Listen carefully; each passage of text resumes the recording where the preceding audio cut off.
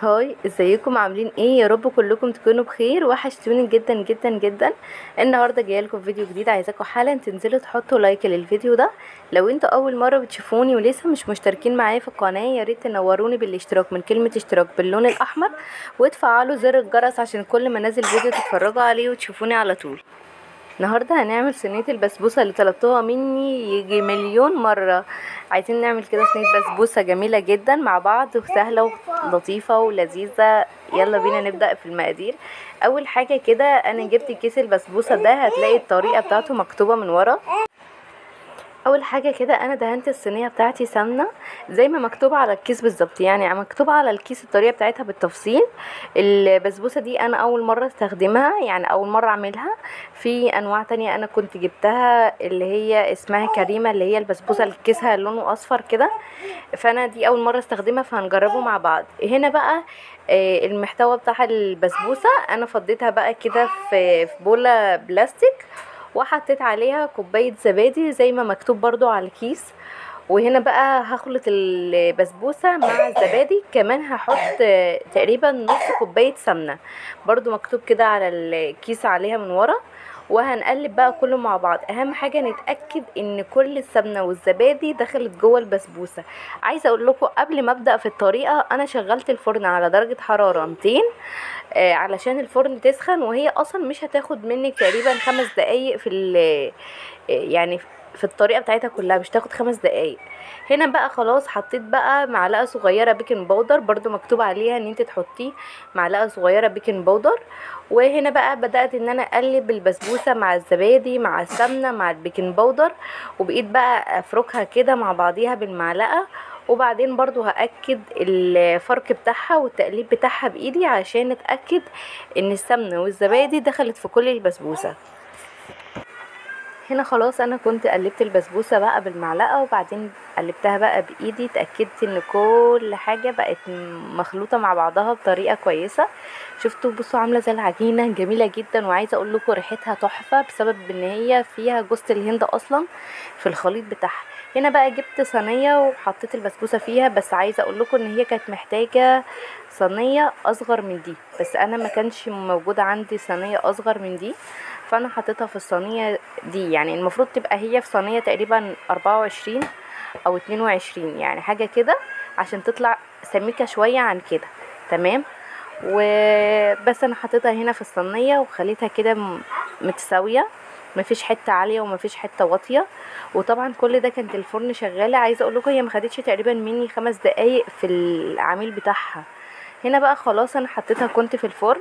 وبعد كده جبنا بقى نعمل الشربات برضو الطريقه بتاعته مكتوبه من ورا. كوبايه سكر على كوبايه ونص ميه، وهنحطهم على البوتاجاز وهنقلبهم مع بعض. وكمان هنحط لهم تقريبا معلقه صغيره زبده. عايزه تحطي حطي، مش عايزه تحطي خلاص مفيش مشكله. وبعدين هتحط عليهم ورقه فانيليا وعصره ليمونه وهي بتغلي على البوتاجاز. ما خدتش مني وقت خالص، وعايزه اقول لكم كان طعمها تحفه بجد. جربوها هتعجبكم. وان شاء الله كده هنزل لكم كل الوصفات اللي انتوا طلبتوها مني، كل فيديو نعمل وصفه مع بعض، وان شاء الله هتعجبكم. هنا خلاص بقى كان الشربات خلص. عايزه اقول لكم هو كان دافي، يعني لازم الشربات يبقى دافي، والبسبوسه لسه طالعه من الفرن. بص شكلها تحفه ازاي، ولا الريحه؟ بصوا عايزه اقول لكم الريحه كانت جباره بجد، كانت حلوه قوي قوي قوي قوي.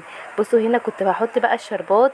عايزه اقول لكم كانت طبعا البسبوسه سخنه، كانت تعمل صوت كده، فكانت بجد تحفه. بصوا هي هتشرب الشربات كله. عايزه اقول لكم كان المفروض ان انا اخلي شويه من الشربات ده، علشان هي كانت الشربات كتير قوي عليها الصراحه. بس اهم حاجه كانت طلعت جميله، بس هي شربت كل الشربات. بصوا شكلها عامل ازاي، بجد تحفه، وكانت ريحتها تحفه، وكانت بجد جميله جدا. هنا بقى قلت ان انا اعمل لها كريم شانتيه، حبه كده كريم شانتيه، بما ان هو موجود عندي فقلت ان انا اعمل لها حبه كريم شانتيه كده. هنا بقى جبت كوبايه كريم شانتيه خام على كوبايه سكر بودره، وحطيتهم مع بعض، وكمان حبه حليب، بس الاهم حاجه الحليب يكون مجمد. و...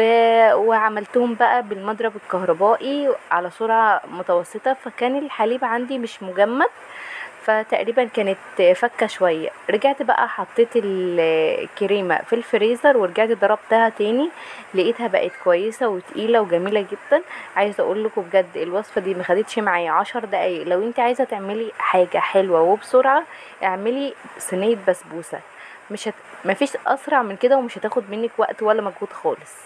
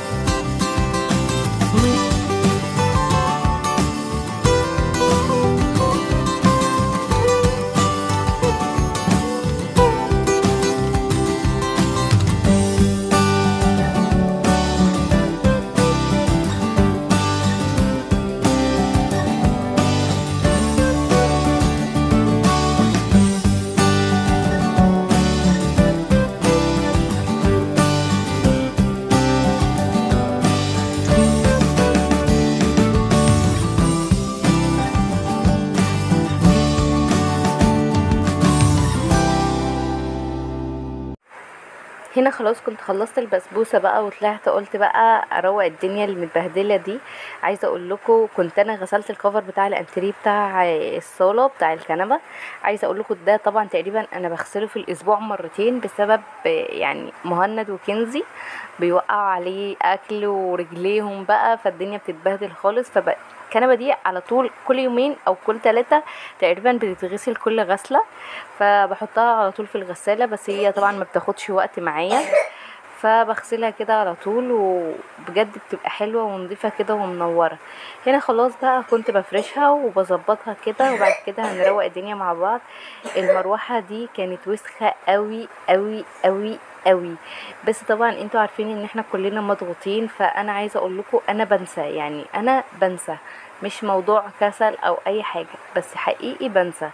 فالمهم قلت خلاص بقى كده اشيلها بقى وافكها وامسحها واظبطها واخليها كده نظيفه. كويس ان انا افتكرت واتشجعت ان انا اعملها، لان انا بجد بنسى، وعشان انا عندي كذا مروحه فكل مره افتكر ان انا اعمل واحده يعني. فالمهم انا عملت 2 تقريبا وبقيت 2، فقلت اعمل دي كمان وايه وكده يبقى ما عنديش باقيه غير واحده ان شاء الله افتكر واعملها. هنا بقى كنت بشوف الغسيل وسخ. بصوا بقى هدوم كوكي كانت طبعا وسخه وبحطها في الغساله، علشان بعد كده بعد ما اخلص اشغل الغساله وتبقى كل حاجه نظيفه.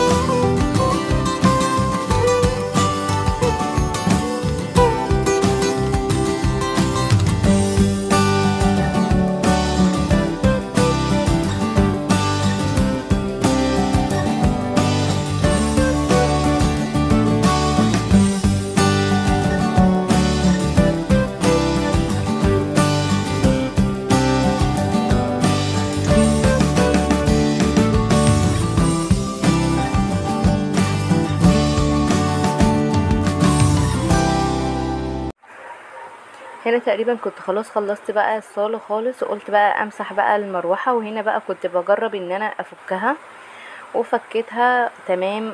بصوا بقى شلتها كده. عايزه اقول لكم انا اول مره كنت افكها، يعني المروحه دي انا مفكتهاش خالص. فكيت مروحه تانية غير دي، لكن دي كنت اول مره ان انا افكها.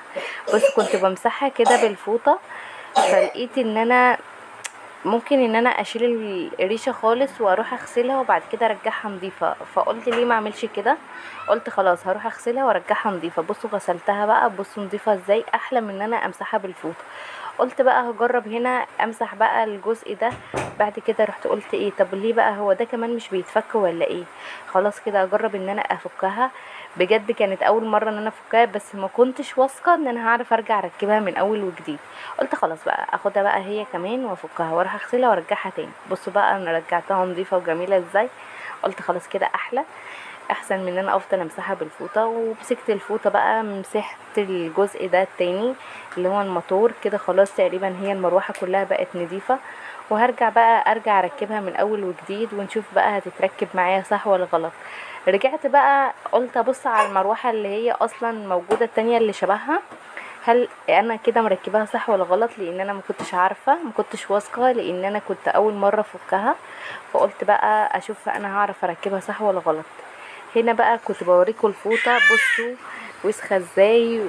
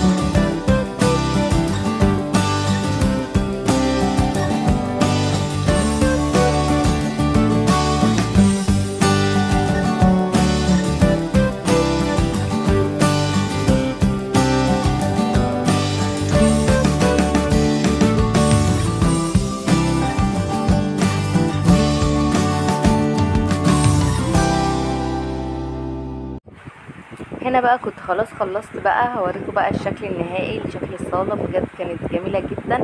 ان شاء الله هنزل اروح رنين وهجيب كفر للغساله دي، لان كل مره بفتكر ان انا انزل اجيب لها كفر وفي الاخر بنسى. عايزه اقول لكم الفيديو بتاع النهارده كان جميل، وعملت لكم وصفه البسبوسه اللي انتوا طلبتوها مني. عايزه لايك كبير بقى على الفيديو ده. كان الفيديو النهارده، يا رب يكون عجبكم. لو اول مره بتشوفوني ووصلتوا معايا في الفيديو لحد هنا، ما تبخلوش عليا باللايك الجميل والاشتراك في القناه عشان يوصل لكم كل جديد. والسلام عليكم ورحمه الله وبركاته.